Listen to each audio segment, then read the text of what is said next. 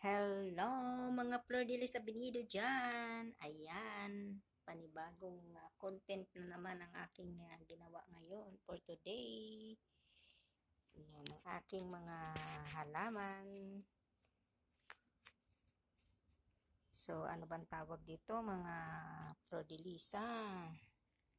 Yung, tingnan mo yung mga nagpintura dito sa aming kapitbahay. Pati yung aming tanim. Puro na ayan. Ito ang aking sili, mga Lord Elisa Benido. Pang tinula lang yan. Kasi ang bunga nito, hindi masyadong mahanghang. Hindi masyadong mahanghang siya, mga Flor de Lis. Ganito talaga. Tingnan mo, may bunga nga siya. Pero pag nahinog siya, hindi siya gaanong kahanghangan. Ang lago-lago nito. Pero nabawasan ko na. Ayan na. Ginawa ko na siyang tinola. Yan, ang gulo ng mga halaman ko. Kasi nga nung wala ako, nagbakasyon ako, ayan ang nangyayari. At ito naman ang aking ibang tanim na maliliit. Yan, mga bagong tanim ko yan. Yun. Ito naman ay rich plant daw ito. Yan, rich plant. Yung dahon nito ay ginawa kong pinarami ko to mga ka-Flor de Lis. Yan, ang aking pinarami ko, dahon lang to, tinusok ko. Ito na siya. Nung siguro mga 2 weeks, yung dahon na yon, yung dahon tinusok ko lang. Tapos, kagaya nito, dahon lang to, pinutol ko. Tapos, ito na siya, lumago na siya ng ganyan. Yan. Tingnan mo kung gaano siya karaming umanak. Dahon lang yan. Dahon na tinusok ko. Yan. Dumami siya. Yan. Dumami. Tawag daw nito ay rich plant. Mga ka-abinido. Mga Flor de Lis Abinido. Rich plant daw ang tawag nito. Pero bakit hindi ako naging rich? Ito yung pinaka-nanay niya. Ito siya. Diyan lang ako bumabawas sa mga matatandang dahon, yung mga naglaylay. Yan ang kinuha ko para matusok ko at maparami ko siya.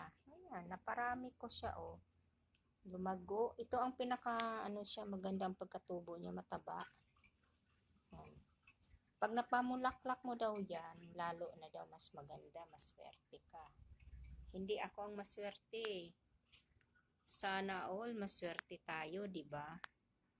Ayan naman yung isa, laki. Yung nandoon nakita mong pasong maliit, ito yun, nagiging lumalaki pala yan, ganyan kalaki.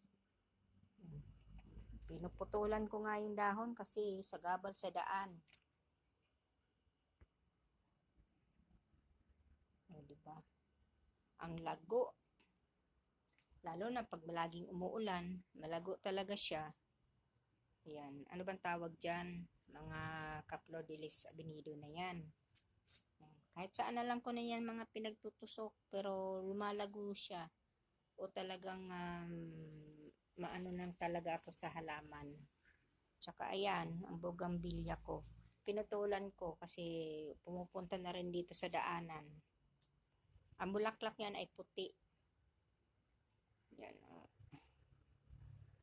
lago, ang dami na, dumami na siya. At ito, namulaklak yan puti din ang bulaklak niyan. At ito naman, yung aking avocado. Yan. Ano lang yan, buto. Pero ngayon, malago na. Yan. Ito naman ang paswerte daw ito. Ano bang tawag nito? 5 finger ba? O 5 finger ba daw? Pag naging 7 daw yan, ay swerte mo. Minsan naman nakakita ako ng pitong dahon yan Pero madalas, 5 talaga. Pero hindi man ko maswerte. Sa tao lang yan, huwag kayong maniwala sa swerte-swerte ng mga halaman. Kayod kayo para maging maswerte, di ba? Ayan, ang akin. Mo, dati, ang liit lang yan. Nung maliit pa, ganyan ang ginawa sa puno niya. Nung lumaki na, ito na siya.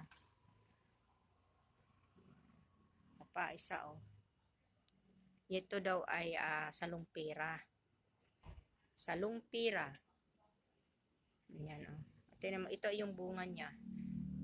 Ay, nakakita na ba kayo niya ng ng kanyang bulaklak? Ano niyan, puti. Pag bumuka yan, puti ang magiging bulaklak niya. Para siyang saging. Yan. Ganun na siya kalaki, oh. Ganun na siya kalaki. Dati, hindi naman ganun lang yun. Dati, maliit. Ganito lang siya kaliit dati. Yan. Ngayon, para na siyang puno. Diba? Ito yung isa, hindi na lumaki. Kasi, sumingit na dyan. Ito naman yung puno niya, oh. Ito naman yung puno niya. Ito naman yung aking kalamansi. Oh, sari-sari na lang aking pinagtatanim. Mga kaplodilis dyan. Ayan. Namunga na yan minsan eh. Ngayon hindi na namunga. Diba? Kapareho yan doon sa isa. Yung isa na yun, napakalaki na. So, ayan mga kaplodilis dyan. Huwag niyong kalimutan mag-subscribe sa aking channel. Sa Florilis Abinido. Yan lang po ang ating content for today. Ang aking munting halamanan. Yan. Subscribe sa Florilis Abinido. Huwag niyong kalimutan na pindutin ang bell para naman lagi kayong na-updated sa aking mga bidyong ina-upload. Like and share, comment. Bye-bye. Mo. So, bye-bye mga ka-Florilis dyan. Mo. Ulit-ulit si Florilis Abinido. So, bye-bye again. Huwag niyong kalimutan mag-subscribe sa aking channel, sa aking munting bahay. Bye-bye.